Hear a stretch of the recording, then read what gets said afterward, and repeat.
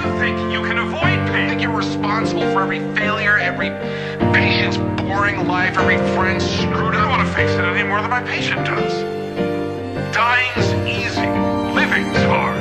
Isa kong hamak na maralita na anak ng sandukha. Walang ibang inisip kundi ang buhay ay guminhawa. Kaya't nagsikap ng malabis, pagod ay iniinda.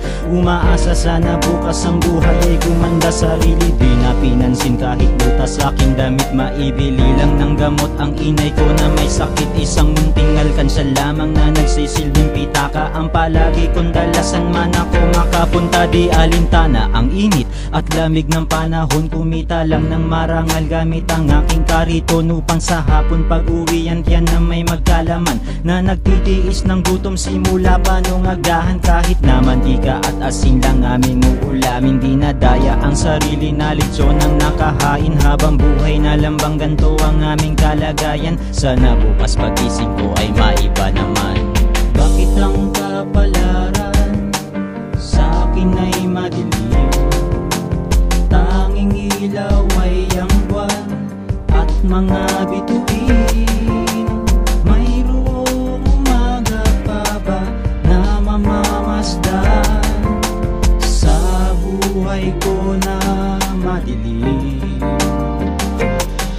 Panibagong araw na naman ang kakaharapin. Isang kalbaryo sa mundong tinuring kong isang dilim. Sa paghawak ng karito nagsimula ng maglakad. Kahit napagod pa rin balik trabaho na agad napadaan sa eskwela. Mga paa ay huminto na patingin sa pinto ng gusali ng pagkatuto. Pagkat minsan ding nangarap makapasok sa eskwela. Dahil hindi marunong sumulat at bumasa, ipinagpatuloy ang lakad. At sa akin tumambang isang grupo ng kalalakihan. Sa akin ay humarang, ako ay pinagtulungan. Walang awang gulpihin sa pagkaripas ng takbo. Alkansya ko'y tangay na rin, wala ning isan tumulong. Bagkus pangay tinutuya, halos ilang oras na din nakahandusay sa lupa. Mga luha at dugo nagsama sa aking damit. Sa pagpatak ng luha ko di maitago ang sakit. Bakit ang kapalaran sa akin ay madilim? Tanging ilaw ay ang buwan at mga bituin. Mayroong umaga pa ba na mamamasdan sa buhay ko na madilim? Kahit nabugbog sarado ay pilit pa rin bumangon. Dahil ang inaalala ay ang pagkain sa hapon. Nakaipon ng barya at umuwi agad ng bahay.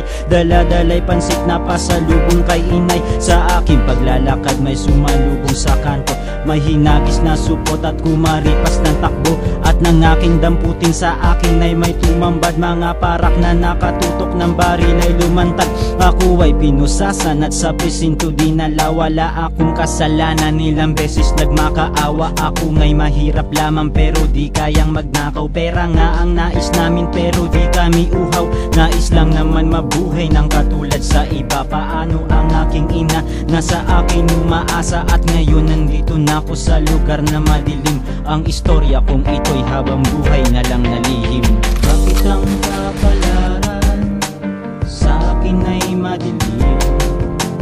Tanging ilaw ay ang buwan at mga bituin. Mayroong umaga pa ba na mamamasdan sa buhay ko na madilim?